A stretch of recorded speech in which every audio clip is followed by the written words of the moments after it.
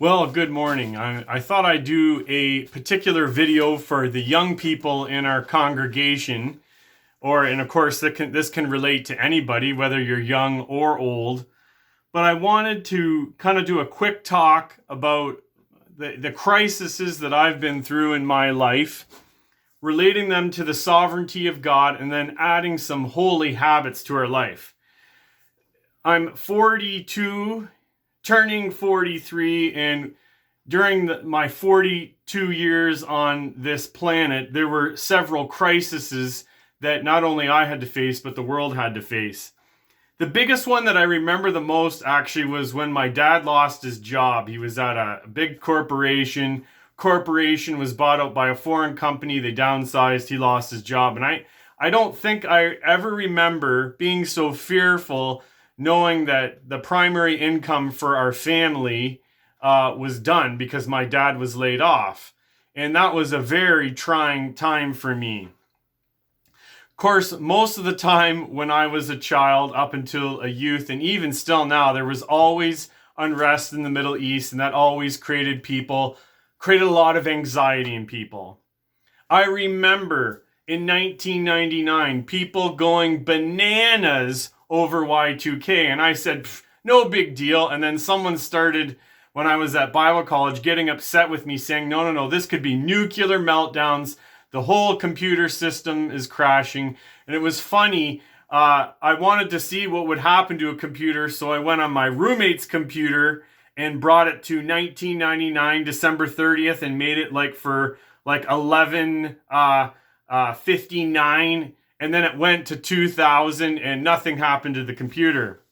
As well, while I was at school at the University of Toronto, I went through the 9/11, the terrorist attack on the US, which is a very trying time for a lot of people. And the last one I went through was 2008, the financial crisis.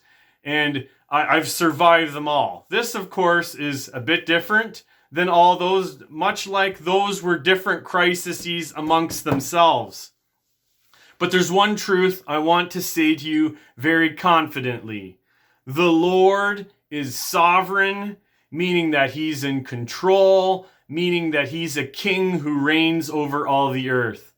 If you're struggling with this truth, start reading the Bible from Genesis to Revelation. I know that a lot of us have more time. We could probably polish off the Bible probably in a couple of months with some of the extra time that some of us have.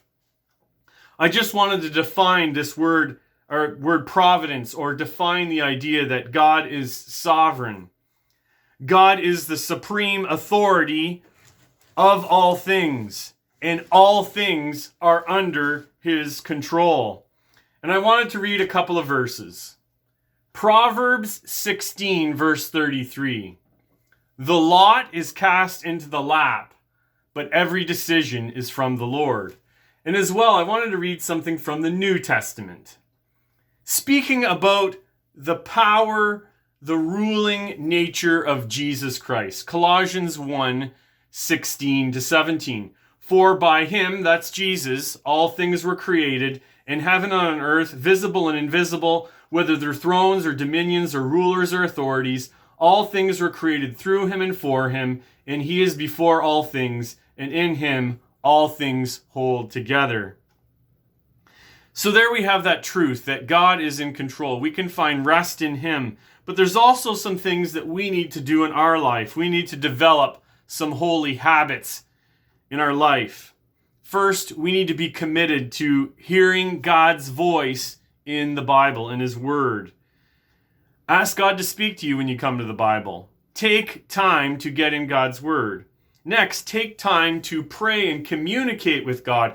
Maybe you're in utter panic right now. You need to go to the Lord and cry out your heart to God.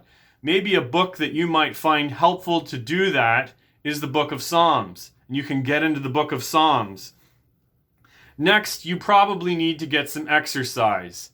I always haven't been the best at getting exercise my whole life, but now I try to, and I do. It's going to help your mental health.